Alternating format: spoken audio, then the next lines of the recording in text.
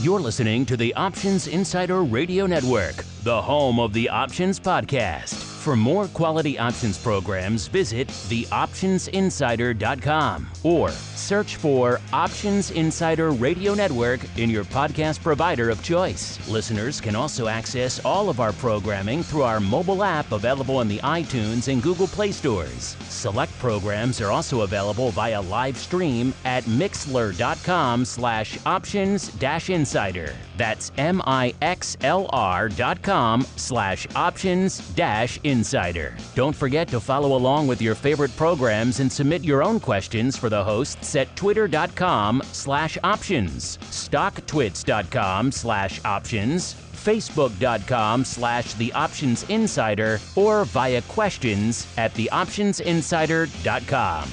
The Options Insider Radio Network is sponsored by Fidelity Investments. Fidelity's Option Trade Builder tool can help you confidently build an options trade in 3 simple steps. Just choose a strategy, select a contract, and then review the benefits and risks of the trade. Learn more about Option Trade Builder at fidelity.com/options. Options trading entails significant risk and is not appropriate for all investors. Certain complex option strategies carry additional risk. Before trading options, contact Fidelity Investments by calling 800-544-5115 to receive a copy of the characteristics and risks of standardized options. Fidelity Brokerage Services, LLC, member NYSE SIPC.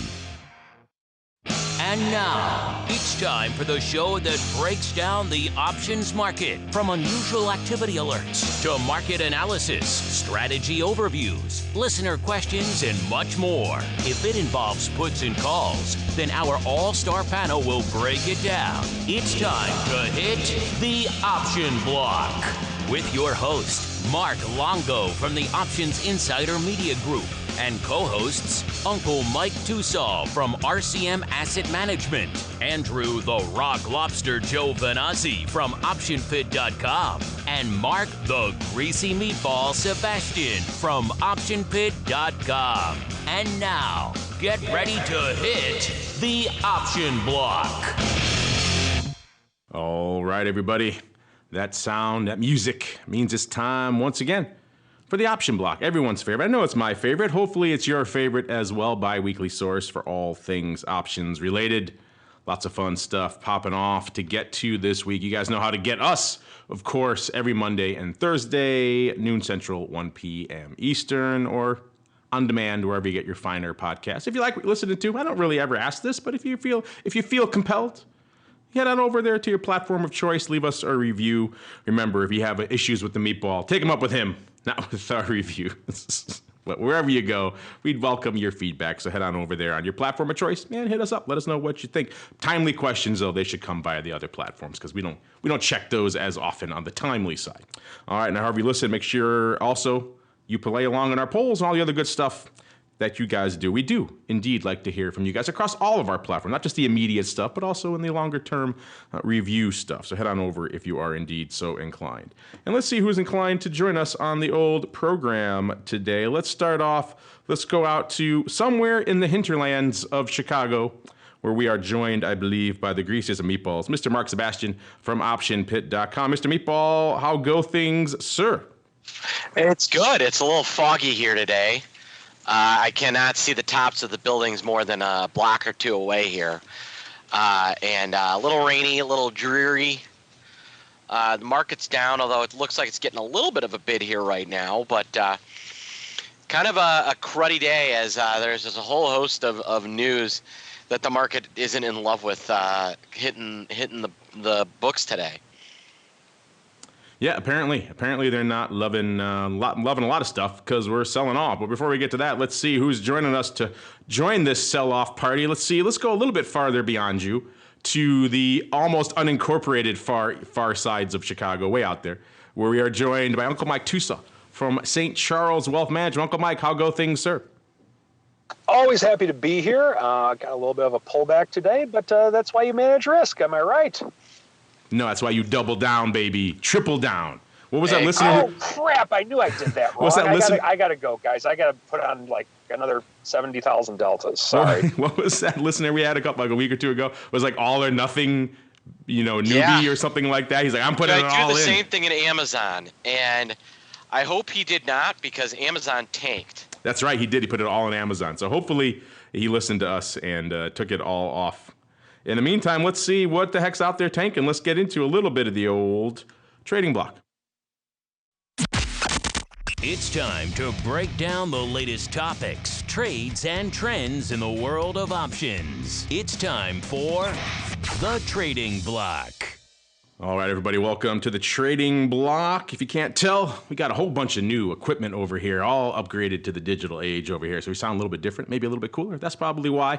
If also things sound terrible, that's probably why, too. We're still working out all the kinks, so hopefully it all sounds good on your end there. But doing a lot of work behind the scenes here to upgrade everything, make sure you get that quality experience you've come to know and love. Last time we did the show, I think it was on Monday, Rock Lobster infected us with all of his crazy gremlins, and we said no more. We are upgrading to new equipment that will be Rock Lobster immune, and so hopefully that's the case. What's not immune, at least to a little bit of sell-off today? That's the market. We are feeling a little bit of downside. The market not liking what it's getting on the macro front, maybe collectively on the earnings front as well. Either way, all of it combining for a bit of a 1-2 punch to the downside here. Most of the major indices off 1%, about pretty close to similar percentage points, about 1.4% for the Dow, about almost 1.5% for the S&P, and nearly 1.7% for the NASDAQ. So taking a bit on the chin out there in tech-heavy NASDAQ. It makes sense. NASDAQ's been kind of leading the charge to the upside. Makes sense. It would lead the charge to the downside. All this red on the screen means VIX cash coming roaring back to life, up over 2 handles, about 2.2 handles, putting it right around 17 double, which Mr. Meatball, if I remember correctly, and my memory may be hazy, it's been a big, crazy week full of crazy, and there's a lot of haze in the city this week, but if I do recall, my prognostication on vol views was that we probably would flirt with your levels, but towards the end of the week, some other shoe would drop, and we would get back to those more normal levels around, I believe I was at 17.25, which is about a quarter of a handle away right now. So at least so far, if we cut it right now, Mr. Meatball, looking pretty good, wouldn't you say? I would, but this feels like a one-off, and we're gonna rally right back, and we'll be at 15 tomorrow, and you're gonna be like, well, I guess I have to wait for Meatball to make his guess. Is that exactly? That's what I sound like, right? Mm-hmm. And I always let you go first, right? No, you got to earn going first on vol view. So you got to fight your way in, which you did earn it. You finally, after fading it forever, you finally got the blind squirrel got a nut. It's the right it's the right thing, I'm down with. And I'll tell you what I'm going to be dead on is my average VIX for the year. That'll be interesting. I was around this level. I think I was a little bit less. I think I was a little bit north of 17, so slightly elevated, but not a ton for the year. But again, you guys had some interesting prognostication. Some people were picking like an average VIX of like 22 for the year, which that's nuts. That's a very turbulent year. If that happens, then my other prediction of not breaking the volume record for last year is out the window. We're going to blow the doors off. Yeah, I mean, the thing to remember is in 2008, the average VIX was less than 30. All right, so getting a VIX over a year to have a mean above 25 is near impossible. You need what amounts to a 50 to 60% haircut in the stock market. And borderline, we're going to explode. So I think that the issue here is that, there could be some problems, but it ain't this. It ain't 22 average VIX. Aside from the genius of my prognostication, which will be borne out tomorrow in about exactly 24 hours, 25 really. What else is catching your eye out there, sir? I'm watching that VIX. I'm watching really Chipotle, CMG. They had earnings yesterday. It's up almost 15%. It's back over $600. When was the last time you saw Chipotle Mexican Grill moving like that? On the other side, XLF, the financials are getting pounded, notably Goldman and JP Morgan. And that's despite a pretty big merger between SunTrust and who are they merging with? SunTrust and oh, come on, Mark, you know this.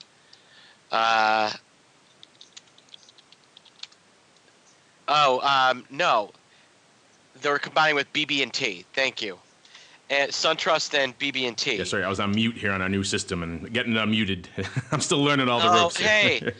Gee, who does that sound like? Yeah, it's good. It's good stuff. It's very involved over here now. It's not just a button. I think what you've got is, despite that, KRE's not doing much. It's pulled a little higher because of STI and BB&T, but it's up 1%. But meanwhile, XLF is getting spanked. And, I don't quite know exactly what I'm looking at, but it's definitely funky. You know what else is funky is Uncle Mike. Uncle Mike, sir, what's coming across your funky radar today? The funky radar, Brass Monkey, back from the 80s, the Beastie Boys, that funky monkey. But getting serious, a couple things going on my radar right now. Of course, the main thing is the S&P is down on the day. One thing that we talked about on Monday was just the importance of taking something off the table when you have profits on it. And I think it's one where the SPY has gone from roughly 250 to 270 in the last month.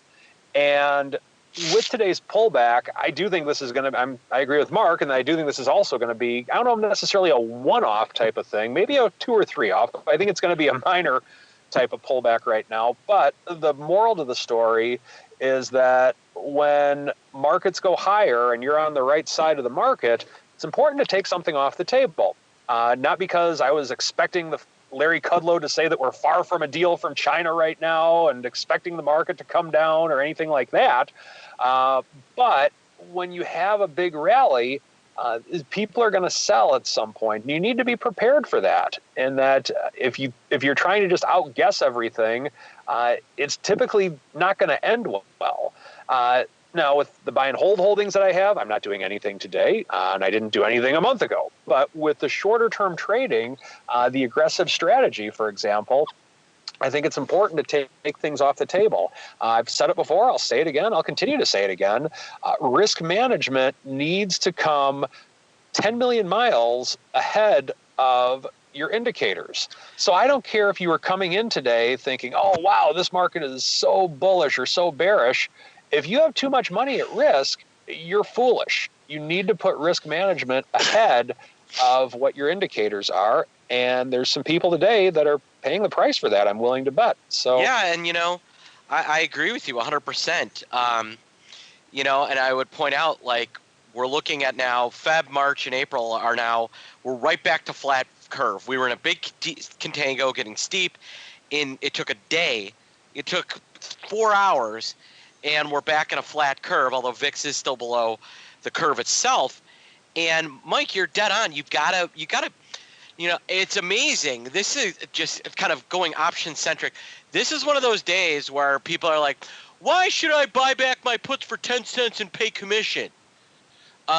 Because you never know when we're going to have a 3-day streak and give away 100 handles in the SPX. So, I think you make a couple of really good salient points. Why, thank you, sir. Look at him agreeing with you. So much love here. Salient. That's a good word. It is a good word, salient. Well done. You've been reading the old thesaurus this morning. Let's see what else we're reading out here. A lot of things popping off here after the bell this week and before the bell all over the place. You mentioned Chipotle. They stopped poisoning people out there. That seems to be a good thing for the stock out there right now. Chipotle today, let's see, up 75 handles, about 14.5%, and just a little bit north of the 600 level. So getting back to those lofty levels, threatening 700 and plus. Back in the day, coming into their earnings, they were about 5.25. They were pricing in $36. They delivered 78.5. So dramatically outperforming their earnings straddle there. Let's see who else was popping off. We've got other big names popping off before the bell today, including, let's see, everyone's favorite WWE. They looks like they're blowing the doors off it there as well. One of the stealth, actually best performing stocks of last year. They blew the doors off it this quarter. Looks like they did it again with revenues. The record fourth quarter revenues increased 29% to $272.5 million. paid subscribers to the network up 7%. So all sorts of good numbers here. They were pricing in, let's see, they closed almost $80, $79.76 going into their earnings. They were pricing in $4.20, actually underperforming a little bit. They only delivered $2.80. They got up to 82.5. Right now they're actually off that a little bit, 81.5 about, so up a little bit shy of $2. So a little bit of underperformance on the WWE side if you were hoping for a knock 'em out, blowout result there. We also have some other names reporting here, a bunch of them. Let's see. We had earlier this week in the... Twitter, of course. Let's get to Twitter. Twitter was, let's see, pricing in... There we are. Twitter was pricing, and again, you can find all this on theoptionsinsider.com. Just search for the earnings move and earnings move results reports. It breaks it all down for you from our friends over there at Orats. They closed going into their earnings a little north of 34.16. They were pricing in pretty rich, about 11.65. So pretty rich, about a 53% implied vol they were pricing in. They actually delivered pretty close to that, 10.5. Bucks, and I'm sorry, wrong one. That looked fairly rich. That was the one right above it. That was IRBT. Twitter was pricing in $4.05. So it was still about 55%, 54.9% implied vol, and they actually delivered pretty close to that, $3.50. And right now they're off pretty much similar level, about $3.50 or nearly 10%, trading about 30.75 right now. We've also got, let's see, Grubhub. They were pricing in, they went 75.5 going into their earnings. They were pricing in exactly $10. They delivered about 8.5, so slightly underperforming there as well. And good old Grubhub trading right now, 78.44, off about $5.50. So taking some of that downside off even now. So if you were patient on the premium selling side, you could have fared fairly well. Let's see if any other names leap out to us. Again, all these reports are... actually, we had earlier this week, we had Disney, another big name popping off. They popped off on the 5th after the bell. They went into their earnings, $112.66. They were pricing in about $3 and change, $3.11. They actually ended up delivering another one of these underperformers on the earnings side in terms of vol, only 30 cents net move. So they were pretty much unched. So premium sellers doing all right there. A couple days later, they're giving up a little of that now, back to 110.20. So they're off net on the week. If you were patient on the premium buying side, close to $3. So you might have made it back if you were patient. But and if you were a premium seller, hopefully you took it off when the vol crush happened and you were happy with what you got. Because this rest of the week, feeling a little bit of the heat out here in Disneyland. Let's see really quickly any other names catching our eye out here. Let's go really quickly to actually some decent moves in the gaming sector out there as well. Take-Two and EA both reporting. EA on the 5th, Take-Two on the 6th, pretty much neck and neck with each other. Take-Two, the richer of the two, they're at 107.25 going into their earnings. They were pricing in not quite, actually about $7, $7.50, and blowing the doors off that to the downside. They delivered nearly $14 to the downside, so quite nearly 2x their straddle. Now having got down about 93.5, now they're up. They're actually one of the few names up on the day, up $3.50 or nearly 4% today. So taking back some of what they lost on that straddle side there. So again, if you were patient, perhaps not quite the drubbing that it looked like at the beginning. And then we'll wrap it up here with EA. EA was going in 92.5. That's, of course, Electronic Arts, another big video game publisher. They've had issues over the past year or so with some of their things they've been trying to put out there, not exactly getting a lot of love. They went into their earnings, $92.50. They're pricing at almost exactly $5, $4.99. And they delivered again, also outperforming to the downside dramatically, $12.50 down to the downside. So over 2x on the straddle to the downside as well. They ended up going out right around $80 for the stock, and now having rebounded there a little bit as well, up about $4 from there, trading right around 84 right now. So another one, if you were patient, this one, at least, the pain was a little bit lessened as a result. So interesting stuff. Mr. Meatball, before we keep rolling, any big names really resonating with the crazies in the pit chat this week from an earnings vol perspective? EA Sports. They don't make very good games. That's probably why their stock took a drubbing. I mean, my kid loves the old Madden games, and, I meanwhile, I had no idea they released the 2019 one already. So I think that the video gaming industry, they're getting Fortnited. A bunch names like EA are just starting to adapt to, the iPad and some of the other computer gaming. I don't know about your kid, but he just sits there. Most of the time, he likes playing Roblox on the iPad as much as he likes playing on his Nintendo Switch. And so, I'm the computer industry, the gaming industry, is interesting. We were looking at some of the trades we looked at were Apple and Disney. We were playing around with, Apple volatility where it is. If you consider Apple to have stabilized, long-term volatility is still really expensive. Mike Tusaw, you might want to listen to this. And there are some really good puts you can sell out 6 to 9 months to a year and collect a decent yield at a level that you don't mind owning it. I was noting that the Jan 2020 150 puts are like $9? Let me look. I gotta remind myself now that it's been a few hours. But yeah, the 150 puts are $8. That is that's a really interesting level if you consider that Apple, that was basically the low for Apple, that entire disastrous cycle that we just saw. And so we had some discussion about that. And without getting too deep into VIX, we talked about the fact that earlier in the week on Monday, VVIX got down to 77, and you could put on short-dated back spreads for credits. I think I was talking about the March $4 wide March back spread. Yeah, you were quoting it for even money on vol views. Did anyone ever fill you? So on the April, I got filled, and the March $4 wide, you could get 15 cents. And it's now trading right around a nickel credit. So that has moved in my favor as well. Yeah. So there is all kinds of vol.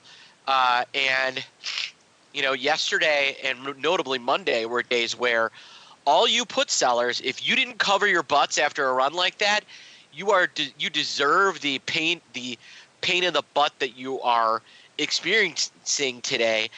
Why you need to know how to manage risk, why risk management is as important. So the risk management starts with good trades and ends with taking off good trades. So if you aren't doing both, you're not doing a good job. Well said, sir. Maybe you want to hire someone like Uncle Mike to do that job for you. Either way, there's a lot of stuff to be done out there, and we're going to do it as we keep on rolling right on into the Odd Block.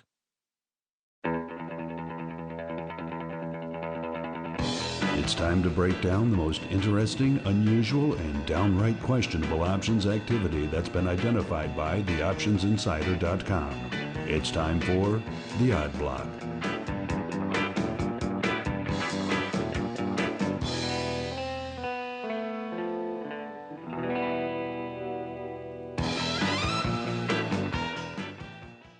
All right, everybody, welcome to the Odd Block, the portion of the show where we get odd, we get funky, we get wild, we get a little bit weird. Let's see, I don't even know what we've got on the old Odd Block today. I haven't even looked, so it should be a fun one. Eye of Sauron, always scanning, always watching, always looking for what's interesting. Given the fact that we have a pretty big move percentage-wise to the downside across most of the major indices, not seeing a ton of size options paper outside of the indices. Actually, really quickly, let me get into that before we kick things off. I neglected to do it in the trading block, but coming into showtime, we were seeing decent paper, but not a ton. 306,000 contracts on VIX, ADV about 500,000. So starting to threaten the ADV. Probably maybe hit it today. SPY 1.65 million, ADV about 2.73 million. SPX a little bit shy of 600K and ADV about 1.25. So maybe about halfway there. And the Q is about 500,000 with about 756, ADV. If you're wondering what were the big names coming into today on the equity option side, Apple still leading the dance, 404,000 number one, Twitter number two, tied with Bank of America with number three, 247,000 each. Then GE 211. Then we get down under 200,000 for Facebook, AMD, Nvidia, Snap, Micron, and Amazon, all in that order. All right, let's go on to what's coming across our Eye of Sauron today. Let's see what's scanning. Let's see what's going on. Okay, first off, we've got talked about this one before, but it has been a while. We've got Mohawk Industries, ticker symbol MHK, trading today. Again, another little bit of sign of green in an otherwise red day. Up about one handle, or not quite 1%. This one's trading 128.5 about today. Over the past year, let's see what they've been up to. They've had quite the topsy-turvy, mostly to the downside over the past year. A year ago, they were trading 267, so pretty much double what they are right now. And it's been pretty much all downside for the better part of the year here in Mohawk. If you're wondering what they are, this is an American flooring manufacturer based in Calhoun, Georgia. And apparently not a good year for flooring. They kind of bottomed out, looks like around 115, right about 2 weeks or so after the big sell-offs in October, so late October. And they've kind of been vacillating around this mid to high 120s range for the better part of the last few months. Let's see what we saw out here paper-wise. We saw 3,300. Again, a big options day, or a big volume day overall, but not so many big prints going out there, which is kind of interesting. So 3,300, one of the biggest prints of the day, at least from an individual equity options perspective. The indices doing a little bit more.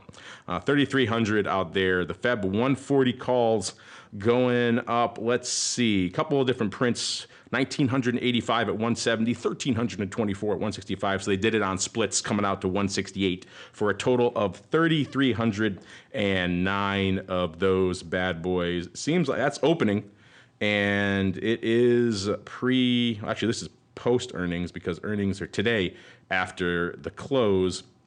So maybe a little bit of some earning, excuse me, a little bit of earnings juice in there, but not a ton.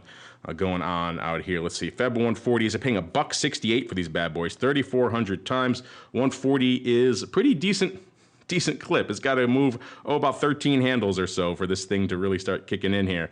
Interesting stuff, Mr. Meatball. We got earnings coming up today after the bell in Mohawk. Looks like someone kicking off our week here with kicking off our episode here, I should say, with a little bit of some earnings rolling the dice. What do you feel about these near-term upside calls in Mohawk Industries Inc.?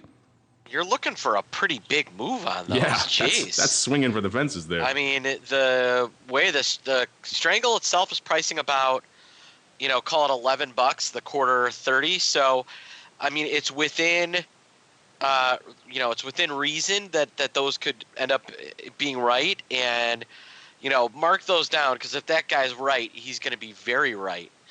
And that people will say, well, I guess we know that guy was a cheater, so it'll be interesting. Yeah, that might be an account that gets frozen if these things actually. It's one of those weird trades. You need a big move to have it work, and if it happens your way, then you might start raising some other flags. Whether your account's getting frozen. Exactly. So it's not really. But we used to joke about that after a move like that. When a guy had done that the day before, we'd be like, "Boy, that guy's a cheater. What a cheater that guy is!" Like kids on the playground after they lose. We'd call a guy a cheater. Of course. When they pick you off. Difference being is these guys were actually cheaters. When they pick you off, they are cheating. But when they're coming in at the end of a slow day and Goldman's lifting your offer on some obscure calls 10,000 times right before the Goldman analyst issues a rare upgrade on the stock in the after hours, you kind of know there's a cheater at there. And what do you know? It's 2:59 and Joe Ferreira just sending Kevin Kennedy to buy calls. To buy all the calls. Shocker. What a surprise that guy might know something. Every single firm had one broker that everybody liked that they would send in with the FU order, because then you felt bad yelling at the guy for executing the trade, and then you got inconvenienced of having to walk all the way to their booth to yell at them. So like Kevin Kennedy picks me off, I have to walk all the way to the JOH booth to yell at him. So. And he is a good guy. I don't mean to single out Goldman. And Joe Ferreira is a good guy, but I felt less bad yelling at him. Yeah, there were definitely some you saw coming. You want to get the hell out of Dodge, because they only had pickoff paper, and it wasn't just Goldman; it was all the firms did it. It was one of those things. Kind of you just made your peace with crazy paper at the end of the day. Last 10 minutes tends to be a lot of pickoff paper in there, especially in the individual equity. So buyer beware or seller beware. Oftentimes in that case, there. Let's keep on rolling. Let's see what their people are being aware of in our next name. I believe this is a newcomer to the odd block. This is QuinStreet, ticker symbol QNST. This is a marketing company based in Foster City, California. There you go. They do a lot of SEO. So they're an SEO-based marketing company. So there you go. SEO, sometimes voodoo, sometimes good. A little bit of black hat, a little bit of white hat, all kinds of stuff mixed in there. QNST, a little bit off today, off about 15 cents, trading 18.70 or so out there, off not quite 1%. A year ago, let's see what's been up to in QNST. Actually, it looks like it's been a good year in SEO. They were trading $11 and change a year ago. Now they've nearly doubled on that. Over the course of that year, they've kind of vacillated around, got down to 10 or change back in April. They've kind of been vacillating, but it's been an upward trajectory net on the year, up to 13 by October. It's like the sell-off didn't really spook them. They actually rallied into late October, early November, and then they kind of rallied again towards the end of the year. So when things are selling off, it's like QuinStreet does all right. The big market sell-off periods have actually done all right. And net on the year up pretty well. Let's see what the paper has to say about QuinStreet today. More call paper, Mr. Meatball. We got the Feb 20 calls. So again, near-term out-of-the-money calls. Interesting. Let's see what they're up to this time. This is opening as well. These were 30 cents at 50 coming out, and he crushed 3,000 of them for 32.5 cents. It looks like this is a little bit of the opposite trade. Looks like perhaps someone deciding to harvest ye old risk premium. He's looking at the chart for QuinStreet and saying, you know what, $20, not the worst level to get out. Looking at this recent chart, probably won't hit it. If they do, I'm guessing he's okay selling it out, considering the stock has pretty much doubled over the past years. Mr. Meatball looks like a little bit of the old harvesting of the risk premium. You like this one a little bit better than our last friend who was swinging for the fences and potentially heading himself to getting his account frozen? This is a trade we look at a lot, and it's one that I like. I think it's hard to, this is one that it's had a nice run. It's, it makes sense to me. You like it. You're feeling the love here for I'm totally okay with it. QNS. That's your damning with faint praise. Meatball, totally okay with this trade. Let's see if we can round it out with another trade that's totally okay. It seems like around 3,000 is today's kind of volume du jour for whatever reason. Our final trade's coming out here in, looks like another newcomer. This is Car Auction Services. Ticker symbol CAR, K-A-R though, not C-A-R. This is an auto auction and insurance company. They are trading today $52.25, off about 3/4 of a buck, or about 1.5%. Looks like another one's had a decent year, not killing it, but not bad, not quite doubling like our last name, but still doing pretty well. A year ago, or actually, I'm sorry, let's go past that. Yeah, a year ago they were trading, actually on year, they're not up as much. They're up about 40. This year to date, they're up pretty well, about 6 handles. But a year ago, they were trading pretty close to where they are right now. They're trading about $50, 51, and they're trading 52.25 right now. So net on the year, it hasn't been that big. Even though they got up as high in late August, early September, they got up to about 63.5 bucks. So they had a brief little moment in the sun there, and then October came around and kind of clipped those wings again, drove them down to 54, and then the next sell-off, they got 57 in December, and then December sell-off again drove them right back down to, let's see how low, they got to about 45 and change back there. So, yeah, they've rebounded since then up to 52, so they're on the upward swing again, but not quite at those levels. So we got this name, Mr. Meatball. Looks like it's kind of in the middle of its 52-week range here. Looks like we got someone maybe a little bit spooked that this may continue to the downside. We got the March double puts, where the action was today. These things were pretty wide, as you would expect on a less liquid name. They were nearly a buck wide. They were 265 at 350. Again, market maker's not going to give you their best show on a March double put in CAR. It doesn't put up a lot of paper. These things went up 2,502 times. For $3.30. This is opening as well. Looks like paper coming in. Maybe buying themselves a little bit of protection. This is March. There is an earnings cycle baked into this. Earnings goes up on the 19th. So perhaps someone looking at this recent chart, looking at some recent activity out here and saying, you know what, we did break through that double level. We got all the way down to 46. So in this case, he's paying $3 and change, and he's worried about getting shy of 52. In terms of net stock movement, and given where they started the year and where we got recently, it's hard to really fault them. Also, perhaps a little bit concerned about the upcoming earnings. Mr. Meatball, what do you think about this one, our third one? Looks like perhaps someone a little bit spooked about the upcoming earnings. You feeling that as well? Or you think something else is afoot here in Car Auction Services? It looks like the guy started at 310. He got 3,000 done all day. 3,008 of these have traded all day. But yeah, in a short period of time, he swept from 309 to 310 to 320. From $3, they traded as low as $3 before he put the whole thing up at 330. So they bought 500 in, I'm going to say 14 seconds, and then crossed the balance on the highest price on the old San Fran exchange. Of course, right? They traded the highest price over there. And so, yeah, this looks like someone that was in a real hurry to get this done. I mean, the next biggest open interest is, there's a 3,000 open interest on the April 55s as well. Let me see. Those traded. When did those trade? Those have traded. Those have been on the books for a very long time. And then outside of that, that's about it.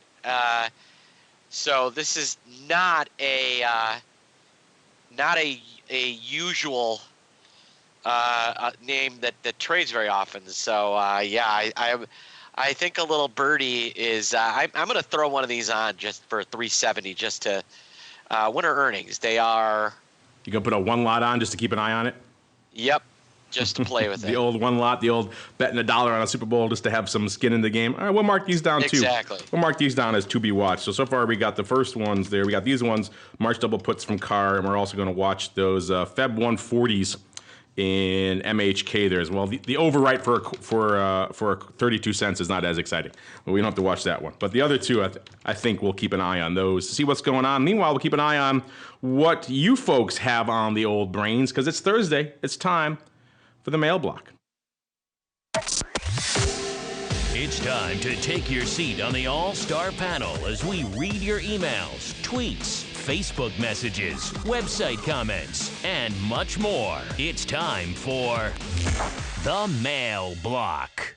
All right, everybody, welcome to the mail block, the portion of the show where we get crazy, we get wild, we get funky here with your questions, your comments, what you have on the brain. Let's kick things off first. Let's see how you guys are voting in our big topical poll of the week. Made it a hard one this week, a real brain teaser. Coming, everyone had was in Super Bowl fog beginning of the week. Yet another Pats win. So we thought we'd put it to you really simply. Take that trading mindset, apply it to the old football season coming up. Simple question: which of these teams, which one? If you had to buy a call that expires in the money if they get into the big game, so they only have to make it to the Super Bowl. So technically, two teams can win this. We gave you four choices: the Pats, the Rams, the Bears, or the Saints. And interesting, Mr. Uncle Mike, I think you'd be surprised to know, huge write-in for the Bills. Does that surprise you? Not at all. I mean, everyone knows the Bills are going to go all the way. This is their year. Actually, I'm teasing. There's been zero write-in for the Bills whatsoever. Not even one, just to support you, sir. So I thought I would just. So are you writing in the Bills? Is that your vote? No. I wish it was, but it's not. I got to go with the Patriots again, as much as it pains me to do it. Mr. Meatball, are you writing in the Bills? Maybe Packers? I know you love the Packers out there in the hinterlands of Chicago. I would never write in the Bills. I'm going to go with, I would probably say the Packers. I'm teasing. They're not on there. You're not going Bears, huh? Okay, no love for the Bears. No, of course Bears. Come on. I was just going to say, Packers. Although, to be fair, the Bills are my second because of Mr. Tusa. But yeah, no. I mean, when Cody Parkey missed that kick, my 8-year-old, now 9, basically broke into tears. It was the second time in half a decade that a Bears kicker has made my son cry. Robbie Gould did it to him about 4 years ago, and then Cody Parkey said, "Oh yeah, hold my beer, Robbie," and then did the same thing to my kid. Okay, I got to step in on this one right now. All right. So Scott Norwood, back when the Bills lost to the Giants. That's the legendary one. That's the one they actually based. Isn't the plot of Ace Ventura pretty much based on that? Oh yeah, Ray Finkel. Yeah, Ray Stinkle. Well, it is, and so I want to go with. I want to just say something right here on behalf of all of our Bills fans out there. When Scott Norwood choked that first time, and he choked way more than what the Bears guy did, because of the fact that the Bears kicker, number one, he outscored the Bears offense. So he actually made more points than anyone else on the Bears offense. Well, I agree or there. the other team's offense for that matter. So that's one thing to say. The second thing that I'd like to say about that is the Bears kicker, it did show that it was slightly tipped. And then the third thing about it is that when the Bills came home from the Super Bowl and they introduced Scott Norwood at their rally, 30,000 fans gave him a standing ovation to show their support for him. The Bears, if you looked at the most comedic thing that I saw after that game is you go all over Facebook around the Chicago area, seeing all the fans just putting up their rants, cussing this guy out left and right. Well, and that ain't right. You support your team. No, I agree. I wasn't their teams. The Bear fans sold out their team, and that's why the Bills are a better organization than the Bears for that matter. Now the Bears are a better football team, but the fans are better in Buffalo, and I'm sticking to it. Yeah. There go all your Chicago. I agree. You know, the funny thing is the next day or the next week they did a competition with, you know, they had like 300 fans lined up to try and kick a 40-yard field goal, and they all mixed. Or they all missed. It's not that easy. It was tipped. You know, I felt bad for the guy. And if you look at the Bears' game plan, it should not have been that close at any point in time. The offense did not do its job. So, you know, you do have that. So I agree with you there. And yeah, I felt bad for that the Bills kicker. That was I gotta say that 4-year run of the Bills, I really like that team. And the one thing I will say is when my son asked me who my favorite wide receiver of all time is, my first answer is always Don Beebe. Well, of course. So what he did to Leon, local boy, local Aurora boy, gotta love him. Yes, well, he was the ultimate. If you don't want to be sportsmanlike, I'm going to make you pay for it. And Leon Lett paid the price. And then, of course, got caught with, 500 pounds of marijuana in his car? Well, what's funny is that to this day, Don and Leon are really close friends now. They actually made a video a couple years ago on the 20th anniversary of that play together. Oh, that's funny. That's funny. Yeah, they've become really good friends. They did a Sports Illustrated article like a couple weeks after it. And so Don actually went down to Florida to meet Leon to do the Sports Illustrated story. And he was scared to death. He's like, the only way I'm going down here is if no physical violence is guaranteed. And so, but no, they've become really good friends through the years. That's great. Speaking of good friends, we have many good friends out here in our audience. Let's see who they are voting for here. Let me just turn off that really quick. Oh, I like that better. There we go. All right, that sounds a little better. Playing with some new functionality over here, and it was clipping me a little bit too much. All right, let's go here.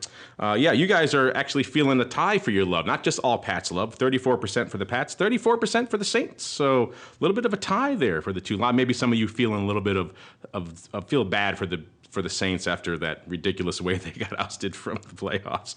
24% for the Bears. We were legally obligated to include the Bears after all. Getting some love there. A lot of our Chicago audience chiming in there. Only 8% for the Rams. Not a lot of other different write-ins. People are content, I guess, with these 4 selections. I thought there'd be a lot of umbrage over the Bears inclusion. But they're getting some votes, which is interesting. Let's see what else is on your guys' mind here. From our chat. This came in like a week or so ago, so we apologize for getting to a little bit late here. This comes from T-Miles, a regular listener in there. I think this came in on the heels of our discussion, Mr. Meatball, like a week or so ago about we were poking some fun at, I think it was Toss for their, shall we say, poor pricing of VIX options. He asked us, thoughts on the best options trading platform if most don't do it right? I'm assuming he's coming at it from the VIX options pricing angle, because that's what we were talking about with not doing it right. When he's not talking about that, then I'm not sure what he's talking about. Then he just wants the best trading platform overall. But let's drill back down into that again, because I'm pretty sure that's where that question came from. We were joking about how Toss uses the cash to price the VIX options and futures, which is patently absurd, and I need to talk to those guys about that. And I'm ashamed I didn't do it last time they were in here, because I would have given them a hard time about that. But I'll make sure the next time I chat with those dudes, I shall do just that. So, Mr. Meatball, when you're out there slinging your VIX options and futures, what's your preferred platform of choice? You know, I use several platforms. When TradeHawk, our buddy Lex, all right, when I brought this up to him that in order to trade VIX, it needed to be running off the implied future and or the forward value. It took him less than a month to fix it. And you know, I use several different platforms. You know, the key is just having stable volatility analytics. So one of the things, I use TradeHawk a bunch. I'll do some stuff with Sterling. I'll use TD for the right stuff. And then most of my execution though is done with a live broker. You know, I was on our chat today, and I had to pause things to call Tubby to execute a 300 lot order for me. The Tubbinator over there he's at Matrix now, correct? He is at Matrix Solutions, and he is their open outcry and institutional liquidity broker. So if even if you're a retail trader trading 100 lots, what he does will improve your execution. And Mr. Uncle Mike, any thoughts here? I mean, he was talking about VIX options. I know you don't trade those as much. Maybe you have a thoughts overall on your preferred platform of choice, sir. Have at it. Well, I mean, it's hard to say with that. I think it's whatever's best for the client. Everyone has different needs with different things. I do maybe 1 or 2 VIX trades a year at most. And usually it's just for a situation to where a client wanted to do something. And typically when I do that, I typically either call the Rock Lobster or the Greasy Meatball for a little bit of free professional advice on that. But no, I'm not much of a VIX guy. Just not my thing. But in terms of the platforms themselves, I mean, I think there's a lot of good ones out there, and I think it just up to the individual. I mean, what Fidelity has right now that's really nice. I actually was looking at Fidelity a little bit last fall for a client that also has a Fidelity account, and it's very simple in terms of you don't have to make it over complex. It actually reminded me a lot of the old Options Express platform back in the old days, not the one now, but I mean the one back in the old days that I really liked when this was all becoming new to a lot of us. Yeah, I'm glad you mentioned Fidelity, because you're right. They don't get a lot of love or even talk about their platform. It's one of the reasons they became a part of this show. In fact, I'm happy to say they'll be joining us in person soon here on the program, Greg and the rest of the options team. Also going to get some insight into their options trading desk, because they do have a pretty extensive one over there. You just don't hear about it a lot. So we want to get some of those guys on too, to hear exactly what Fidelity's clients are trading, what they're doing, what questions they're asking, all that kind of fun stuff. So stay tuned for that. Should be coming soon here to the old option block program. But you're right, that's a platform everyone assumes it's for mutual funds and it's for equities and that sort of thing, and you're kind of good. But they are actually building out for a lot more functionality there. Their goal is to, I think, be dominant in our upcoming broker madness. We'll see if they've gotten there or not. But interesting stuff nonetheless. Next up, we have a comment from the Gov 13. He says, "Thanks for this radio channel. Never knew it existed. I'm pretty new to options, but I want to learn so much more."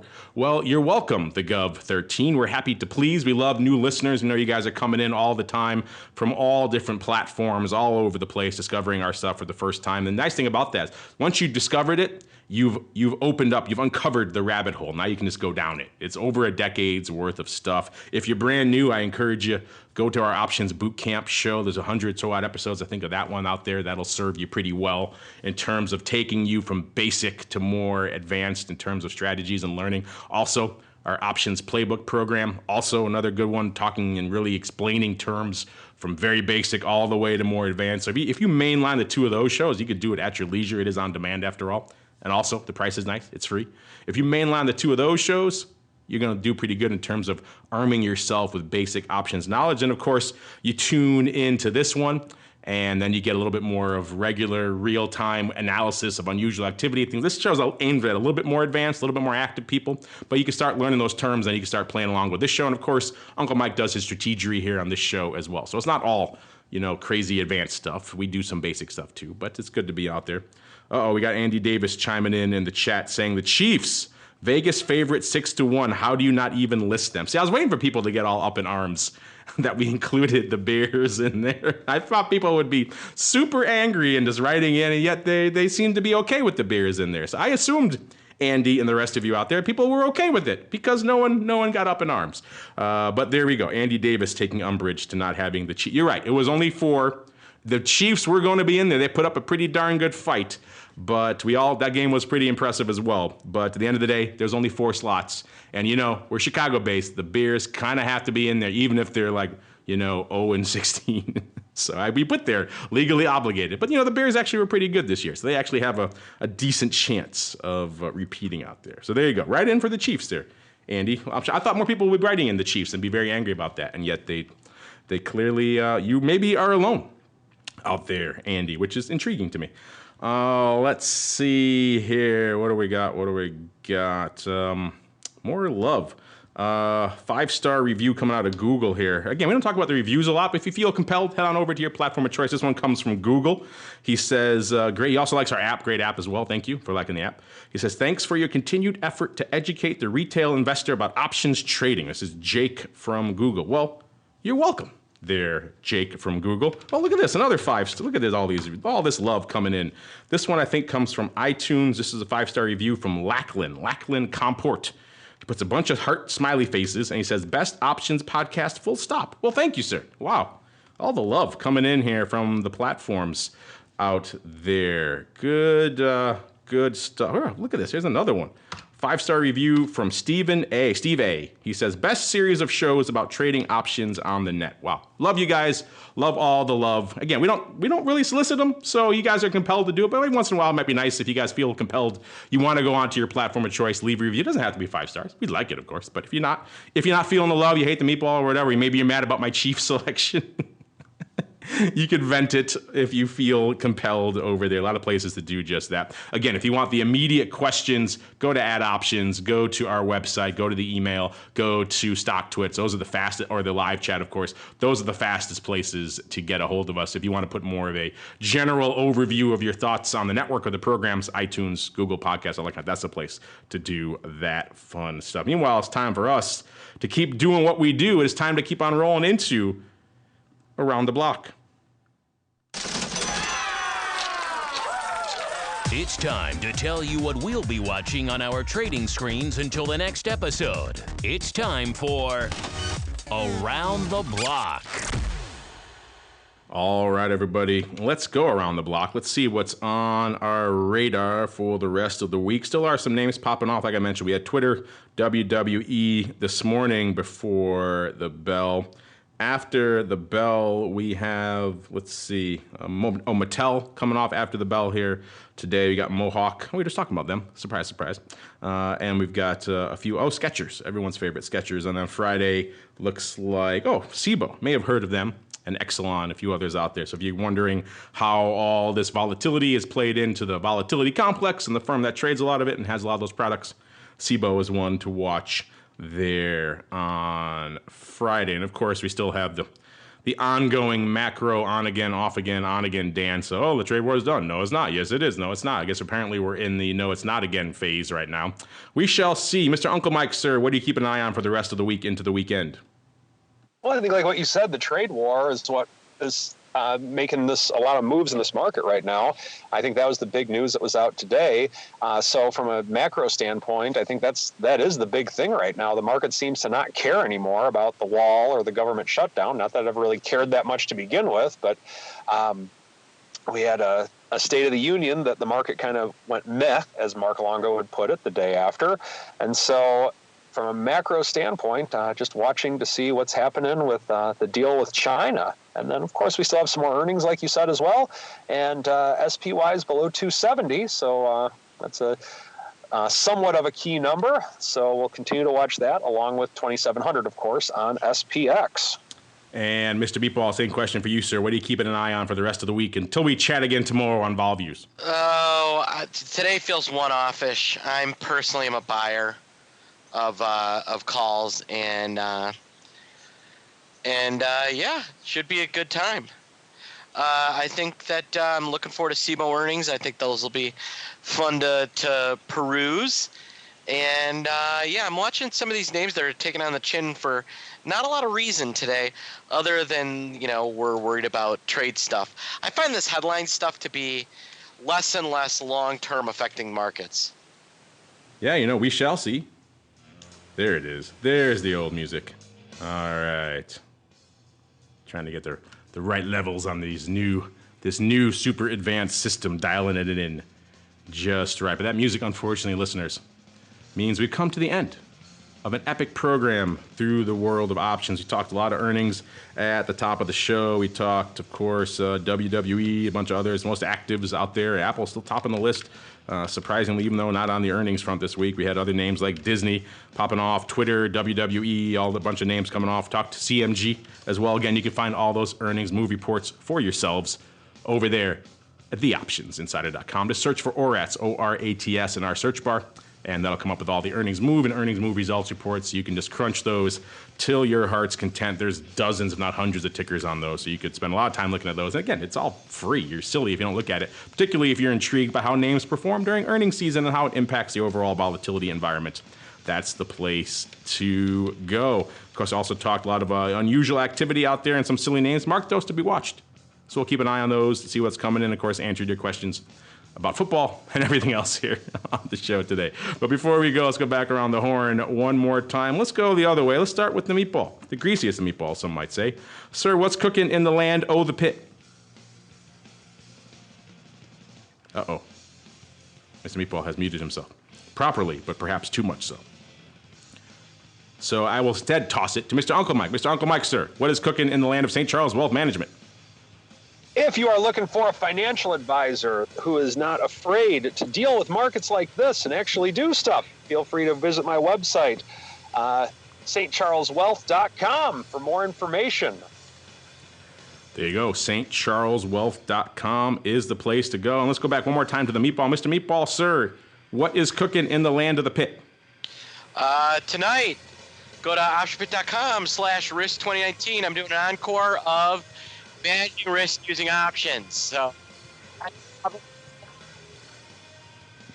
the internet not liking him there at the end. So I will finish that up for him. Listeners, head on over to optionpit.com to do his encore. Check out his encore of managing risk using options. A lot of good stuff over there in the land of the pit. So check it out.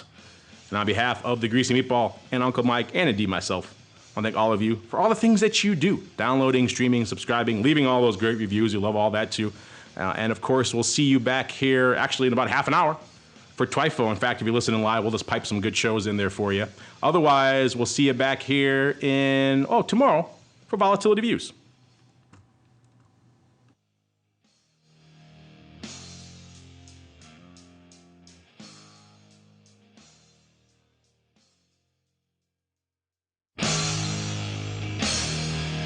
The preceding program was a production of the Options Insider Radio Network. For more quality options programs, visit www.theoptionsinsider.com or search for Options Insider Radio Network in your podcast provider of choice. Listeners can also access all of our programming through our mobile app, available in iTunes and on Google Play.